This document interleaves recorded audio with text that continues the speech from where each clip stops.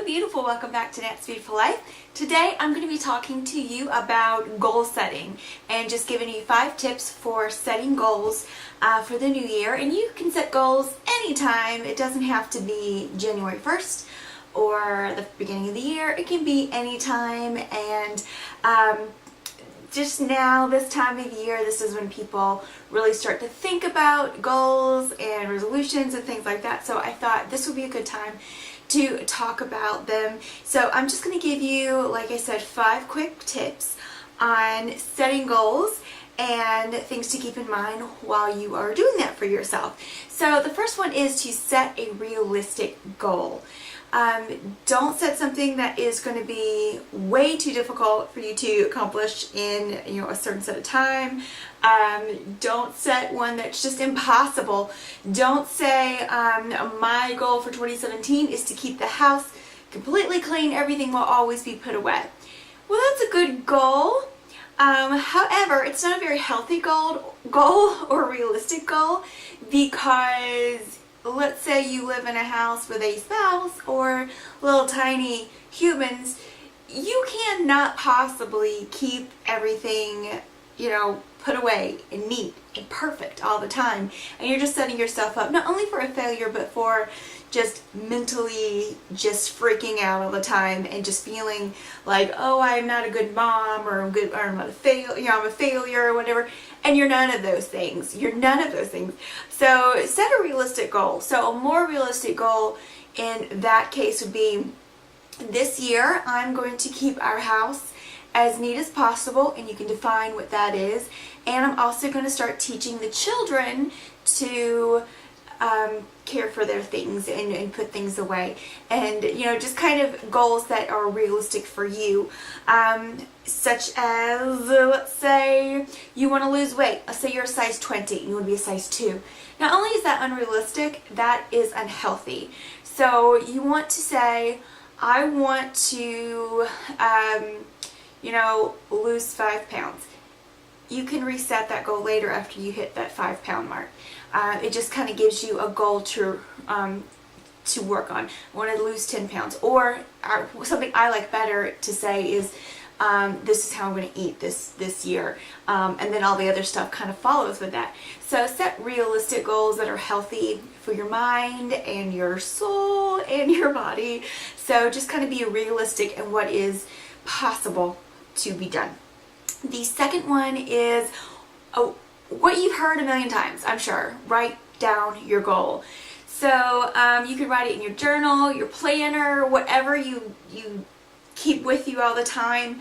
Write down those goals. If you have a bunch of stuff like jumbled and just running around in your head, not only does that create a sense of unrest, you will forget. Things will go by the wayside. So write it down. And as we go through some of this list here, some of these tips, you'll see that we'll even break those down into smaller goals. But what you can do is even take the main goal, like I want to eat healthy, I want to be neat, these things, and just post them on the wall. Just, print it out really big from the computer, post it on the wall, take your colored markers and pencils and washi tape, make a pretty little board for yourself, post it on the wall. That way you're constantly remembering, oh yes, my goal that I set for myself was to drink 8 glasses of water a day, or what have you. So always write it down and keep it in front of you. And this third one is an amazing new little tip that I'm giving you, and I don't know that I've ever given this tip before, but write down your why. So for instance, one of my goals for the year is to eat healthy and meal prep. And my reason why is going to keep me doing that.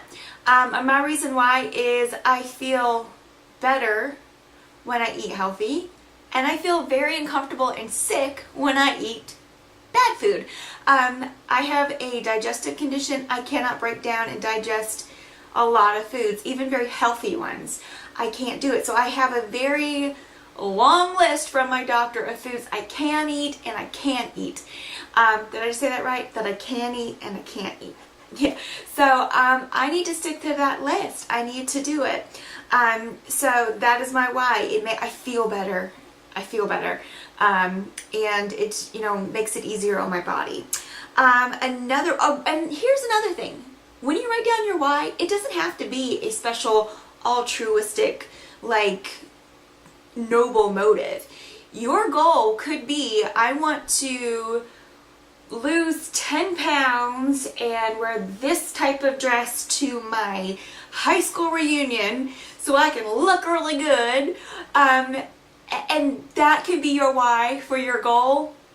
And it doesn't really help anybody else but you. It doesn't matter. That's your why. And you can keep that going. So whether that goal is something like, I'm going to take a walk with the kids every day so we can be in nature and get fresh air because we want to spend time together and all that. Or, hey, I just want to look good in pictures. Okay? Whatever your why is, it's fine. Go with it. That's your why. That'll keep you going. The next one is something I've alluded to before, and that is break down the goal into smaller parts. So going back to my eating healthy, the smaller parts are your plan to make it happen. So my plan to eat healthy and eat food that's going to make me feel better, and meal prep is a part of that. So to break that down even further, I made sure I had the tools I need for meal prepping. So I use Tupperware and Ziploc bags. Make sure I have a good knife. Make sure I have all the tools that I need. Also the recipes. I don't know, my nose is itching. I don't know what's happening. But I'm making sure I have all the tools that I need and all of that for implementing my plan. Another thing could be we all have had at one time in our lives. Okay, I don't believe in junk rooms. I hate junk rooms, but we've all had a junk room. That room, that little extra room or the extra space in your house that I am itching. What is going on? I don't know. I feel like I had some... I'm sorry. Moving on. So we've all had that one room in our house, that one space in our house that is just junk and stuff. And we don't know what to do with it. We don't know we should get rid of it. We don't know what to do with it. It looks like we just moved in when you walk into that room and they're just boxes. So you could set a goal that I'm going to clean out that room or that area or that space. And so break down that plan. What do I need to do? Who else needs to be involved? Some of that stuff's not mine, right? So once again, if you have a roommate or a spouse, you would have to say, I'm going to have to work this out with them. If there are things that I need to say, what containers do I need to put them away? Where do I want to donate? Or if I need to find a place to donate. If there's big stuff, is there a company that will come pick this up and take it, and they can have it for a donation? Do kind of that research, and it shouldn't take you long to figure those things out. So just break down and find out, what do I need? What's the plan to make it happen? The other thing and the last thing is set a date. Something I saw this year on Facebook, one of my friends had posted, and it's very powerful. It said, I have not made any resolutions this year. Didn't make any resolutions. I have a reservation. So set a date, set a time, make a plan. And this refers to two things. So one thing would be, let's say you've got a year-long goal. So my year-long goal, meal prepping. I made a plan, I put it on my calendar, so on Sundays, I don't schedule myself anything on Sunday other than church. I go to church, and then that day is my day off and all of that.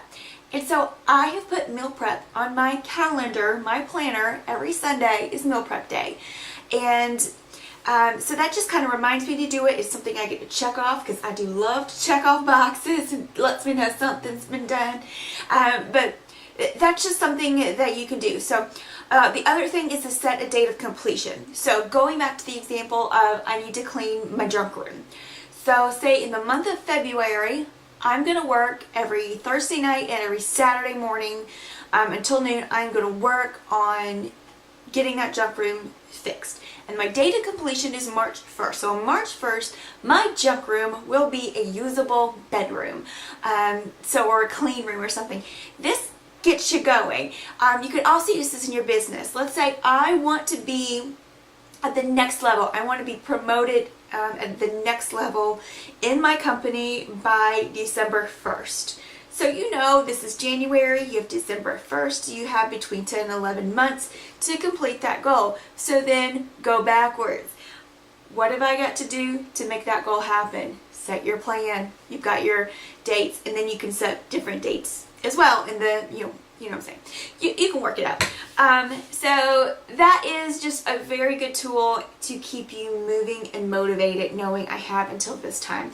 It will also help you keep going if you set smaller time frames for big things, like big changes, because change is hard. For instance, I want to write down everything that I eat for the month of January. So I would honestly like to write down whatever I eat forever, like for months, and just kind of keep an eye on what's going in my body and how I feel afterwards. So I'm kind of like doing that and journaling, like this worked, this didn't, blah blah blah. But what I did is I set myself a goal to do that for the month of January.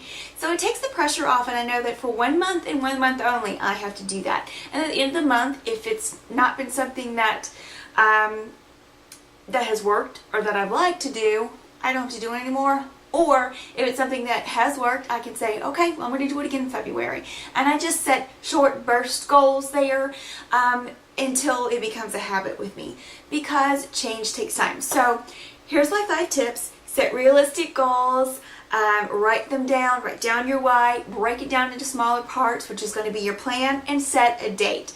And here is just one more tip. It's a freebie, it's a bonus. If you wake up tomorrow after setting your goals and they don't look exactly the way that you wanted, you didn't get to accomplish them exactly the way you saw in your head, it didn't meet your vision, it's okay. Give yourself a break. Change takes time, change is hard, and especially if you're doing a big lifestyle change, that you're setting a goal for yourself, that's good, that's fine, but you've got to understand it's going to take time, and you're going to have to forgive yourself for not, sticking to the plan every single day.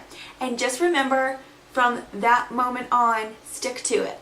And that's another little tip I'm going to add in there. I'm just going to give you a bonus. So this is 7 tips. Start right away. So when I started thinking about what I would want as my New Year's resolutions for 2017, I started thinking about them in December so I wouldn't bombard myself with all this goal setting. Like January 1st, what am I going to do this year?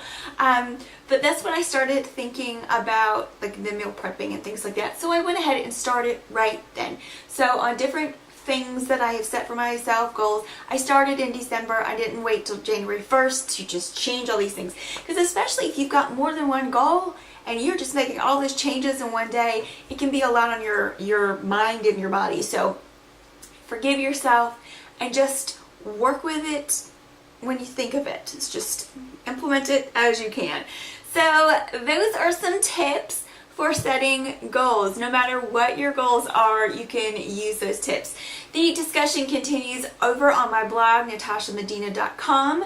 I will have these 5 tips, and you can comment down below if you have any tips that are great for goals and making lifestyle changes. And you can also comment on my blog. Once again, it's natashamedina.com. So let me know once again in the comments below what your goal setting tips are, and I will see you back here next time. Have a great day, gorgeous.